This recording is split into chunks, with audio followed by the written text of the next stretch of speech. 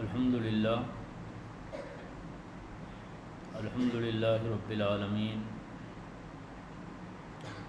والعاقبۃ للمتقین والصلاة والسلام علی سید المرسلین اما بعد اعوذ باللہ من الشیطان الرجیم بسم اللہ الرحمن الرحیم وتلک الایام نداولها بین الناس صدق اللہ العلی العظیم وبلغنا رسولنا نبینا امین المتین الکریم لا الہ الا اللہ وحدہ لا شریک لہ لہ الملک ولہ الحمد وہو علی کل شیء قدیر اللہم صلی علی محمد کلما ذکرہ الذاکرون اللہم صلی علی محمد کلما غفل عن ذکرہ الغافلون۔ آئیے خلوص و عقیدت کے ساتھ درود پاک پڑھیں صلی اللہ علی النبی الامی وآلہ صلی اللہ تعالی علیہ وآلہ وسلم صلاۃ و سلام علیک یا رسول اللہ وعلی آلک و اصحابک یا حبیب اللہ۔ قال موسیٰ لقومہ استعینوا باللہ واصبروا ان الارض للہ یورثها من یشاء من عبادہ والعاقبۃ للمتقین۔ یہ زمین،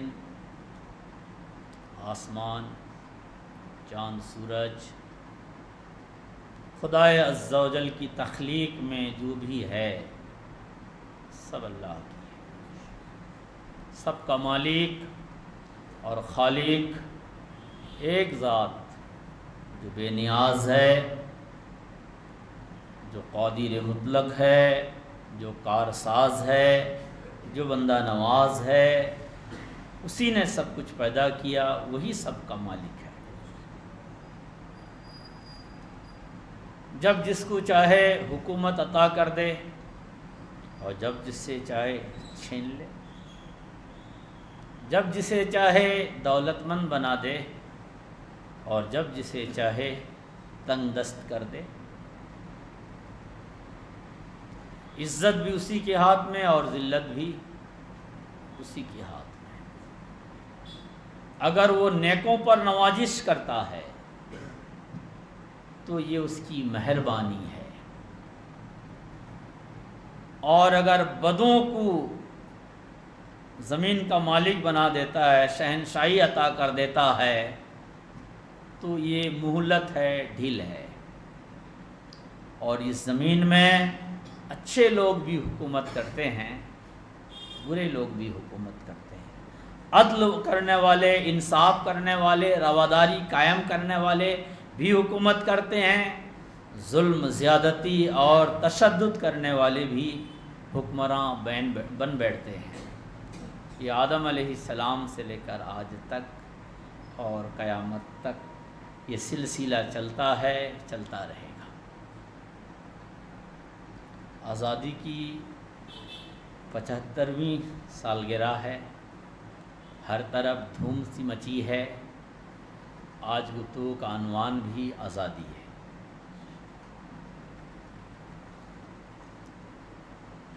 وطن کی بات، زمین کی بات، ملک کی بات اسلام سے الگ نہیں ہے۔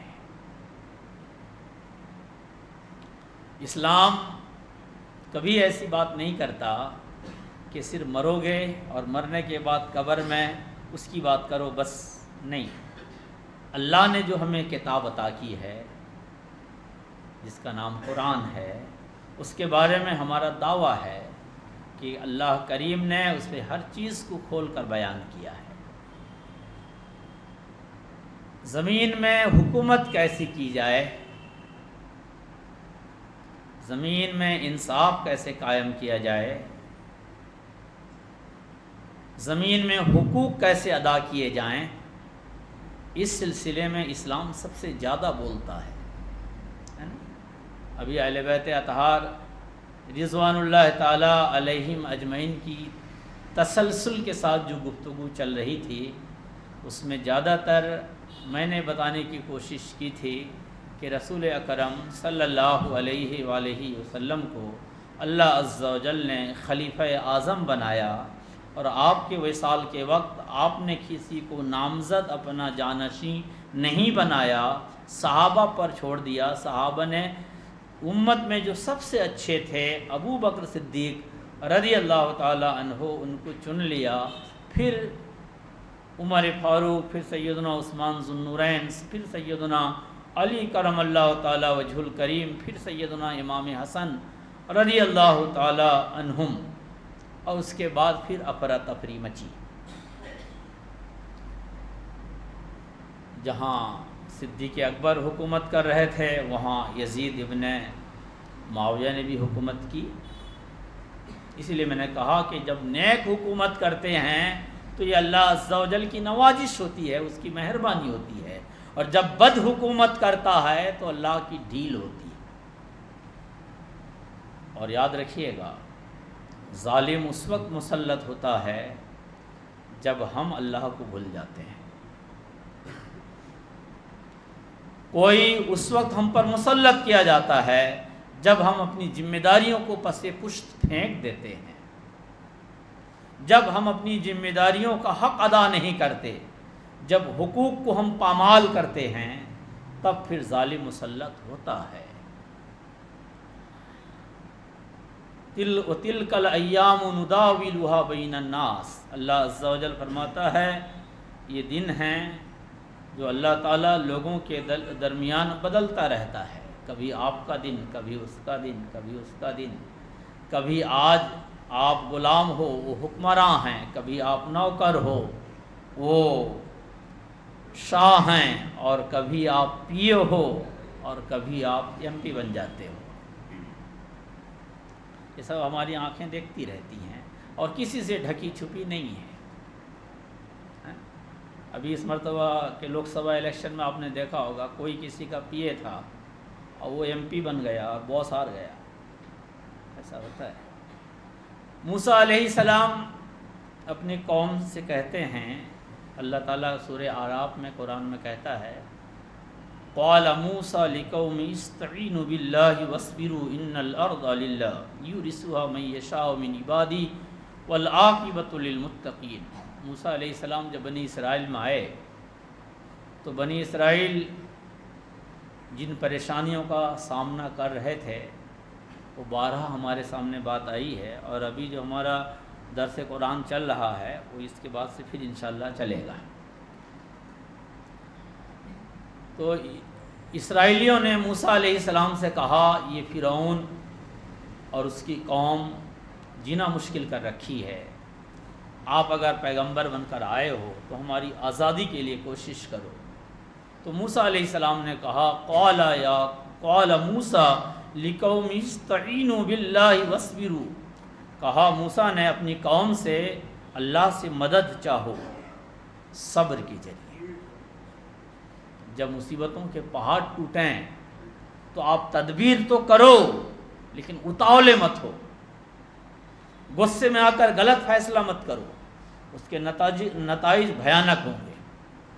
صبر سے کام لو، دوراندیشی سے کام لو، اور فیوچر کو سامنے رکھ کر فیصلے لو۔ آپ کا کوئی فیصلہ اگر جذبات پہ ہوا تو اس کی غلطی کا خمیازہ بہت دن تک بھگتنے پڑیں گے۔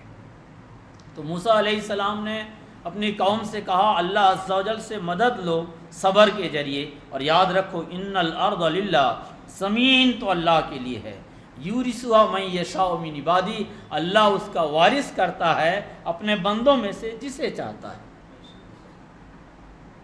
والعاقبۃ للمتقین، اور آخرت میں بھلائی تو صرف پرہیزگاروں کے لیے۔ دنیا میں اللہ تبارک تعالیٰ نے ایسا نہیں کیا کہ اگر آپ ولی اللہ ہوگے تبھی تخت و تاج کے مالک ہوگے، اگر فاسق و فاجر ہوگے تو تخت و تاج سے کوئی تعلق نہیں ہوگا۔ اللہ عز و جل نے ایسا نہیں کیا، اگر ایسا ہوتا تو شاید کوئی فاسق و فاجر بھی نہ ہوتا، لیکن اللہ عز و جل کی اپنی مرضی، اپنی شان ہے۔ اس دنیا میں بہت سے ایسے تاجور ہوئے ہیں جنہوں نے درویشی اختیار کی ہے، शहंशाह हैं मगर सूखी रोटी खाए हैं, टोपी सिल कर कहीं कुरान पाक की किताबत कर कर हलाल रोजी से अपना पेट भरा है। और दुनिया में ऐसे हुक्मरान भी हुए हैं जिन्होंने सरकारी खजानों को अपने अब्बा की जागीर समझा है। दोनों तरह के लोग हुए। तो आज जो गुफ्तगू है वो भारत में हम, हिंदुस्तान में हम, है ना। हिंदुस्तान में हम आए कब हैं?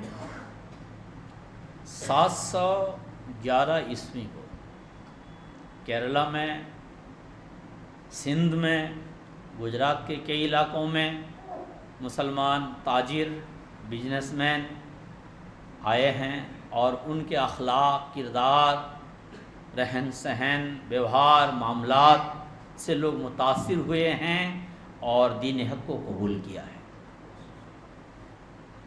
वो कारोबार में हद दर्जा ईमानदारी बरतते थे।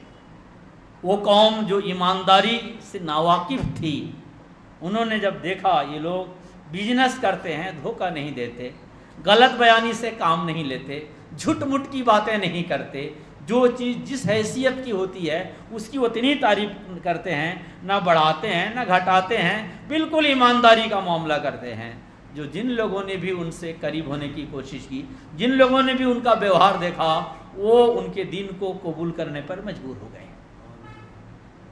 तो सिंध से लेकर केरला तक बहुत सारे लोगों ने अल्लाह के दिन को कबूल कर लिया। और फिर उस ज़माने का दस्तूर था कि जो ताकतवर होता था, जो इंसाफ पसंद होता था, वो चाहता था कि इंसाफ हर जगह कायम हो।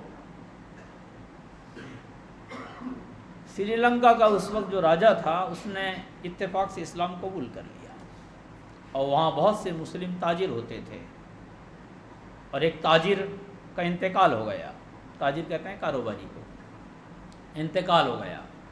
उन्होंने उस ताजिर के माल व असबाब को और उनके अहल खाना को अरब भेजने की कोशिश की। वो जहाज़ जब कराची से होकर गुजर रहा था तो कराची के राजा ने उसे अपने कब्ज़े में ले लिया।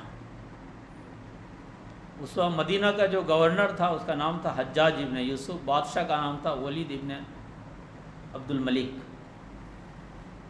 उसने हज्जाज इब्न यूसुफ ने एक लश्कर भेजा, दूसरा लश्कर भेजा, तीसरा लश्कर भेजा, जिसमें मोहम्मद इब्न कासिम सिफे सालारी कर रहे थे। और उन्होंने कराची के बंदरगाह में उतरने के बाद उन्होंने सिंध पे चढ़ाई की, जंग हुई और अल्लाह ने उनको फतह दी। वो पूरे सिंध और मुल्तान के इलाके तक उन्होंने कब्ज़ा किया और वहाँ हुकूमत कायम की। और ये कब हुआ? 711 ईस्वी को। और हिंदुस्तान से मुस्लिम हुकूमत ख़त्म कब हुई? 1857 को। ये कुल मुद्दत जो बनती है 1146 साल। 1146 साल इस मुल्क में आपने हुकूमत की है। इसलिए अगर कभी आजमाइश का वक्त आ जाए तो फिर परेशान होने की ज़रूरत नहीं, तारीख़ पढ़ने की ज़रूरत है कि आबा की, बड़ों की, हमारे पुरखों की वो कौन सी खुसूसियात थे जिनकी वजह से उन्होंने इतनी लंबी हुकूमत की, और आज वो कौन सी कमियां, कमज़ोरियां, कोताहियां हम में आ गईं कि हम पार्षद बनने के लायक भी नहीं रहे। 711 ईस्वी को उन्होंने यहाँ कदम रखा और बदकिस्मती से 1857 में मामला सिमट गया। अंग्रेज़ कब आए? अंग्रेज़ के बारे में वो भी ताजिर की हैसियत से आए और उन्होंने जो सबसे पहले कदम रखा उसके बारे में तारीख़ खामोश है। जहाँ उन्होंने रंग ढंग दिखाना शुरू किया उसके बारे में तारीख़ कहती है 1608 ईस्वी को उन्होंने सबसे पहले सूरत में अपना एक ठिकाना बनाया जो गुजरात में आता है। और फिर वो तिजारत करते रहे और मुग़ल बादशाहों ने उन्हें इजाज़त दी, टैक्स में छूट दी और उन्हें कारोबार करने के लिए लाइसेंस जारी किए और पूरे हिंदुस्तान में फैल गए। ان کی وہ کمپنی موجود تھی جس کا نام ایسٹ انڈیا کمپنی ہے، اور وہ آن بان شان کے ساتھ کاروبار کر رہے تھے. اور ایسٹ انڈیا کمپنی کی جو مین برانچ تھا وہ آپ کا لندن میں، اور وہاں پہ ان کا ایک باس ہوا جس کا نام تھا چائلڈ. اس نے کہا کہ تم مغلوں کے جہازوں پہ حملہ کرو. اس کا ایک بیوقوف سپہ سالار نے حملہ کر دیا. یہ 1690 کی بات ہے. کہاں پہ؟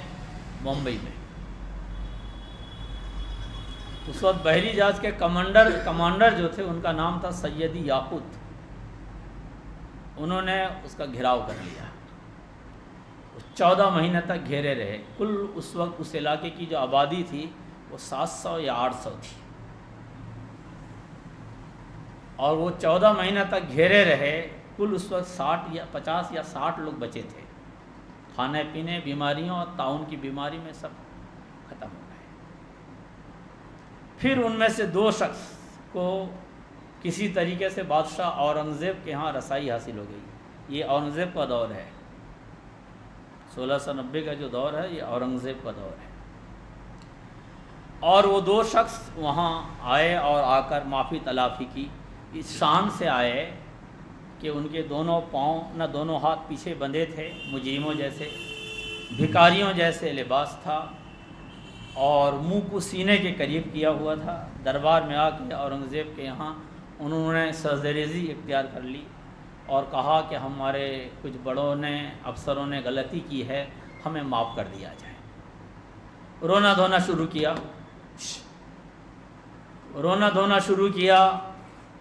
بادشاہ نے انہیں معاف کر دیا، اورنگزیب نے انہیں معاف کر دیا. آپ کو سن کے تعجب ہو یا خوشی ہو، یہ BBC کی رپورٹ میں بتا رہا ہوں آپ کو، جو اورنگزیب کی حکومت تھی. وہ BBC کی ہے. اگر کوئی مسلم مورخ لکھتا تو بولنے میں ڈر لگتا، کوئی اور کہتا تو بات ہضم نہیں ہوتی، لیکن یہ BBC لندن کی رپورٹ ہے، اس لیے اس کو ذرا سن لیجیے. اورنگزیب کی جو حکومت تھی اس وقت ہندوستان کی جو سیمائیں تھیں وہ کابل سے لے کے ڈھاکہ تک اور کشمیر سے لے کے پانڈیچیری تک، یہ 40 لاکھ مربع کلومیٹر پر محیط تھا. آج ہندوستان کی جو کل سیمائیں ہیں اور اس کی جو کل کلومیٹر ہیں وہ 42 لاکھ مربع کلومیٹر. اس وقت جو تھا اورنگزیب جب اس ہندوستان کی حکومت کر رہے تھے تو اس وقت 40 لاکھ مربع کلومیٹر تھا. اور آج کل آپ لوگ ایک جملہ بہت سنتے ہوں گے، GDP، آپ کی اکانومی اور معیشت کی کیا حال ہے. اورنگزیب کی حکومت کے دوران میں جو ہندوستان کی GDP تھی وہ پوری دنیا کی 1/4 تھی، پوری دنیا کی. BBC کہتا ہے کہ جو آج معیشت میں، اکانومی میں امریکہ کا حال ہے وہی حال بھارت کا تھا. کس کے دور میں؟ اورنگزیب.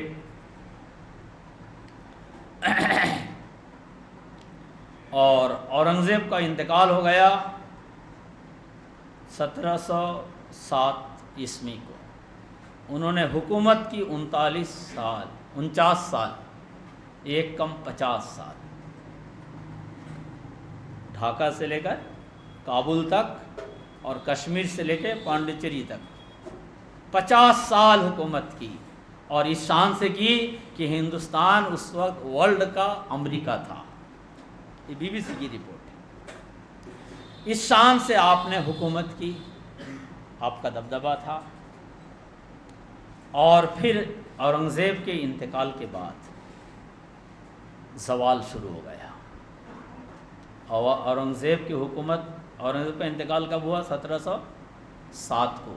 اور دلی سے حکومت ختم کب ہوئی؟ بہادر شاہ ظفر کی 1857 کو. ان میں لگ بھگ 150 سال تک حکومت تو رہی، لیکن سب کے سب انگریزوں کے پینشن خور تھے. کسی کے اندر اتنی جرأت نہیں تھی کہ وہ ظالم کے سامنے کھڑا ہو اور صحیح سے مقابلہ کر سکے. اس میں ایک بہت بڑی چیز جو تھی وہ آپسی افراتفری. جیسے آج ہم نہیں دیکھتے کہ ہمارے ایک پارषد کا الیکشن ہوتا ہے تو 10 مسلمان کھڑا ہو جاتا ہے، جہاں 200-250 مسلم ووٹ ہوتے ہیں وہاں 10 کھڑا ہو جاتا ہے، کون جیتے گا؟ اسی طرح وہاں بھی یہی ہوا کہ ہر راجہ رجواڑا جو تھوڑا بہت جس کو سپہ سالار آتی تھی وہ یہ اعلان کرنے لگا کہ صاحب میں نیتا میں نیتا میں نیتا، نتیجہ یہ ہوا کہ کوئی نہیں۔ شروعات یہاں سے ہو گئی بنگال سے۔ بنگال کے حکمراں تھے سراج الدولہ صاحب، ایماندار آدمی، محنت کش، جفا کش، نیک شخص۔ عمر تھی 25 سال یا 27 سال۔ باپ کہیں اور رہتے تھے، اس لیے دادا نے ان کو اپنا جانشین بنایا، اور انہوں نے انگریزوں پر جب دیکھا تو انگریزوں کو تو ہم نے لائسنس اس لیے دی تھی کہ وہ کاروبار کریں، دیکھا کہ وہ فوجی چھاونی بھی بنانے لگے، قلعہ بھی تعمیر کرنے لگے۔ سراج الدولہ ایک خوددار آدمی تھے، وفادار شخص تھا، ملک سے سچی محبت کرنا جانتا تھا۔ انہوں نے جب دیکھا یہ حال تو انہوں نے انگریزوں کو بلا کے سمجھایا۔ انگریز بھی سمجھ رہے تھے کہ یار مسلمان افراتفری کے شکار ہیں، بھگدڑ مچی ہوئی ہے، لہٰذا ہم بھی اپنا جھنڈا گاڑ دیں، لیکن سراج الدولہ مرحوم نے ایسا ہونے نہیں دیا۔ انہوں نے چڑھائی کی اور انگریزوں کے سارے قلعے نست و نابود کر دیے، مسمار کر دیے۔ یہ حالت ہو گئی کہ وہ ننگے پاؤں آ کر سراج الدولہ کے سامنے گریا کرنے لگے، رونے لگے اور گڑگڑا کر معافی مانگنے لگے۔ یہ نرم دل تھے، یہ کیا جانے کہ ان کے دل میں کیا تھا۔ انہوں نے معاف کر دیا۔ جب معاف کر دیا تو ان لوگوں نے سازش شروع کر دی، اور سازش ایسی کی جو سراج الدولہ کے قریبی لوگ تھے ان کو خریدنا شروع کر دیا۔ ان میں میر جعفر صاحب کا آپ نے نام سنا ہے، وہ ایسا میر ثابت ہوا کہ اس نے نینیا ڈوبو دی۔ عین لڑائی کے وقت میں انہوں نے میدان سے پیچھے اپنے آپ کو دور کر لیا، اور بادشاہ جو ابھی کم عمر بھی تھا وہ 40,000 کا لشکر ہونے کے باوجود 4,000 5,000 انگریزوں کا مقابلہ کرنا مشکل ہو گیا، اس لیے کہ جتنے سپہ سالار تھے سب خریدے جا چکے تھے۔ بادشاہ کو وہاں سے جان بچا کر بھاگنا پڑا، اور بہار کے کسی خانقاہ میں انہوں نے پناہ لی، لیکن اس میر جعفر نے انہیں وہاں سے بھی ڈھونڈ نکالا اور اس غریب کو شہید کر دیا گیا۔ یہ واقعہ تھا 1757 کا۔ بنگال پہ ان کی کٹ پتلی حکومت قائم ہو گئی اور دھیرے دھیرے وہ اصل حکمراں بن گئے۔ پھر پورے ہندوستان میں خون خرابہ مچا، اور دکشین میں ایک شیر تھا جس کو دنیا ٹیپو سلطان کہتی ہے۔ اس ٹیپو سلطان پر انگریزوں نے اور مسلم حکمرانوں نے، مراٹھوں نے سب مل کر ایک بارگی حملہ کیے۔ مسلمان بھی شامل تھا اس میں، نظام حیدرآباد، مراٹھا شامل تھے، اور انگریز تو تھے ہی۔ جنگ ہوئی، اس نے کئی دفعہ مقابلہ کیا، بالآخر ٹیپو سلطان 1799 میں ایک جنگ میں شہید ہو گئے۔ وہاں بھی 2 غدار تھے، بادشاہ انتظامات میں لگے تھے، اور غدار ایک کا نام میر صادق تھا اور دوسرے کا نام پورنیا تھا، اور دونوں نے ایسی غداری کی کہ بادشاہ کو عین لڑائی کے وقت میں، یہاں تک کہ انگریز سپاہی سمجھتے نہیں تھے کہ ٹیپو سلطان کون ہے۔ یہ میر صادق اور وہ پورنیا جو نام کا آدمی تھا، اس نے بتایا کہ یہ ٹیپو سلطان ہے، اور اسے 1799 میں غریب کو شہید کر دیا گیا۔ جب وہ شہید ہوئے تو اس وقت انگریز جنرل وہاں کھڑا ہوا اور کہا آج سے ہندوستان ہمارا ہے۔ تو ان کو پتا تھا کہ ٹیپو سلطان کے، کیونکہ ٹیپو سلطان سے لگ بھگ 40 سال تک جنگ رہی ہے، اور ٹیپو سلطان کبھی مات نہیں کھائی، اور اس کے بعد اس نے کہا ہندوستان ہمارا ہے۔ پھر ہندوستان میں کھلبلی مچی۔ ظاہر سی بات ہے، ہندوستانی خواہ وہ ہندو ہوں خواہ وہ مسلم، سب کے سب ایک طرفہ انگریزوں کے مخالفت کر رہے تھے، یہاں تک کہ 1857 کا وقت آیا۔ پہلے کلکتہ میں دمدم، پھر بارک پور، یہ بھی کلکتہ میں ہے، اور پھر میرٹھ میں سپاہیوں نے انگریز افسروں کی بات ماننے سے انکار کر دیا۔ وہ آپ نے سنا ہوگا کہ گائے کی چربی اور خنزیر کی چربی اس کی حقیقت بھی ہے، ظاہر سی بات ہے مسلمان خنزیر کا چربی منہ میں لے جائے کبھی نہیں ہو سکتا کارتوس کی شکل میں، یا پھر ہندو گائے کی چربی والا کارتوس استعمال کرے کبھی نہیں کر سکتا۔ انہوں نے انگریزوں افسروں کو مار ڈالا اور بغاوت مچ گئی۔ پھر میرٹھ، کانپور، جھانسی، الہ آباد، لکھنؤ، چاروں طرف کھلبلی مچی اور یہ سارے فوجی دہلی کی طرف چلے۔ لیکن دہلی میں جانے کے بعد زیادہ تر ہندو سپاہی تھے، لیکن کسی ہندو کو انہوں نے نیتا نہیں بنایا۔ نیتا جس کو بنایا وہ مغل اولاد تھے، بہادر شاہ ظفر ان کا نام ہے۔ ان کی عمر اس وقت 82 سال تھی اور انہوں نے حکومت کا باغ ڈور سنبھالا، اور پھر یہ جنگ چھڑ گئی۔ انگریز جو تھے یا انگریز فوج تھے وہ مارے گئے، 4000 کی تعداد میں انگریز مارے گئے، اور یہ حکومت جو ہے 1 سال 5 مہینے 22 دن کل بہادر شاہ ظفر کی سرپرستی میں آزاد حکومت دلی میں رہی۔ پھر انگریزوں نے چاروں طرف سے یورش کی اور بہت سے غداروں نے ان کا ساتھ دیا، جس میں ہندو بھی تھے مسلم بھی تھے۔ بالآخر نتیجہ یہ ہوا کہ بہادر شاہ ظفر کو پناہ لینے پڑی ہمایوں کے مقبرہ میں، اور مسلمانوں کا قتل عام شروع ہوا۔ دلی جامع مسجد سے لے کر لال قلعہ تک 25,000 علماء کو پھانسی پہ چڑھائے گئے۔ بہادر شاہ ظفر کے سامنے ان کے 4 بیٹوں کو قتل کیا گیا اور ان کے سروں کو بہادر شاہ ظفر کے سامنے پیش کیا گیا۔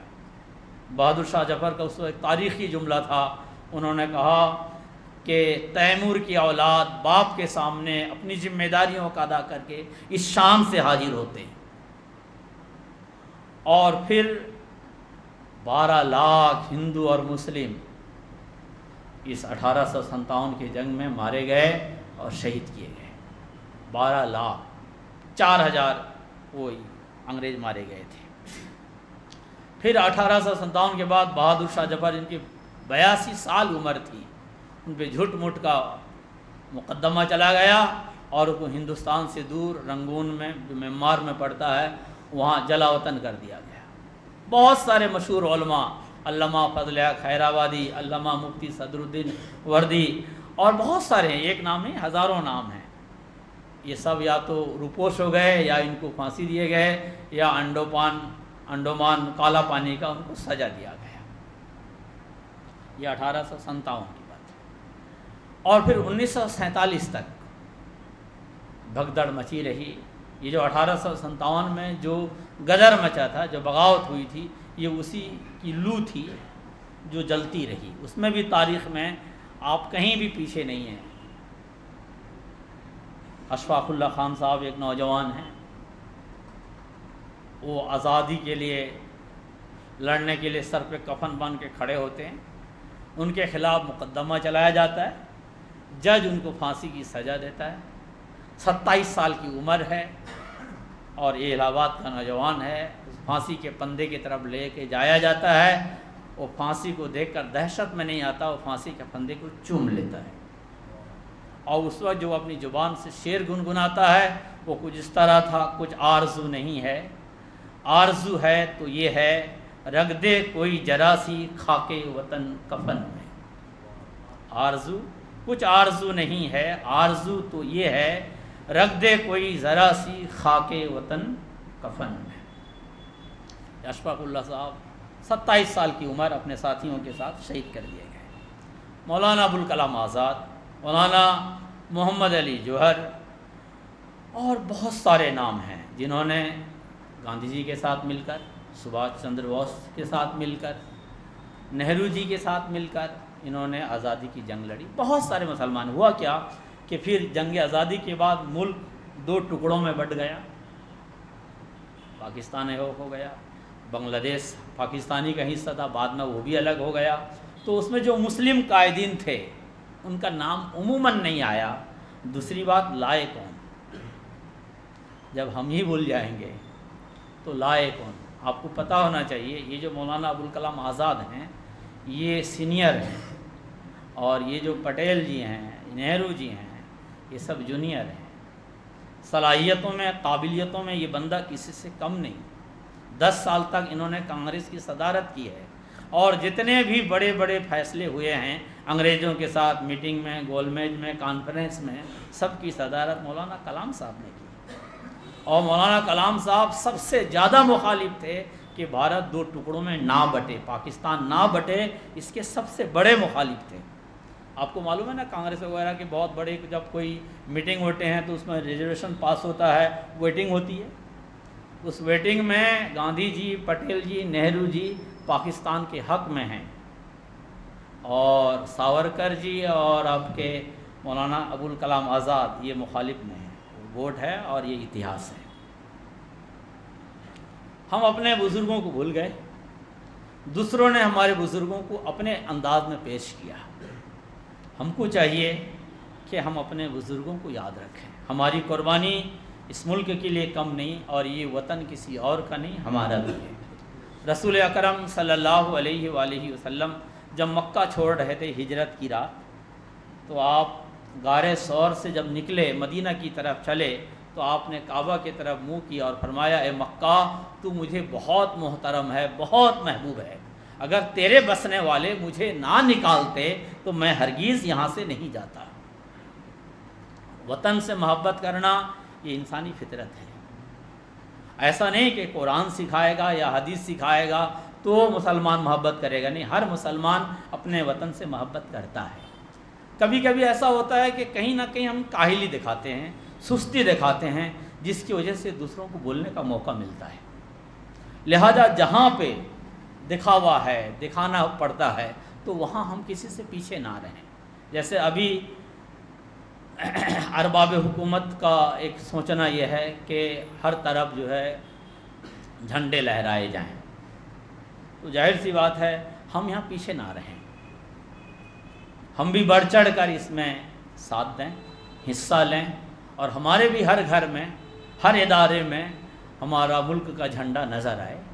تو ظاہر سی بات ہے کہ کوئی اگر شکوہ شکایت کرتا ہے تو کہیں نہ کہیں کوئی نہ کچھ کمی ہوتی ہے، اور یہ ہم نادانی میں یا پھر کاہلی میں دوسروں کو موقع دیتے ہیں. اس لیے اگر ارباب حکومت یہ چاہتی ہے تو پھر ہم کسی کو شکایت کا موقع نہ دیں، بھرپور جھنڈوں کا استعمال کریں.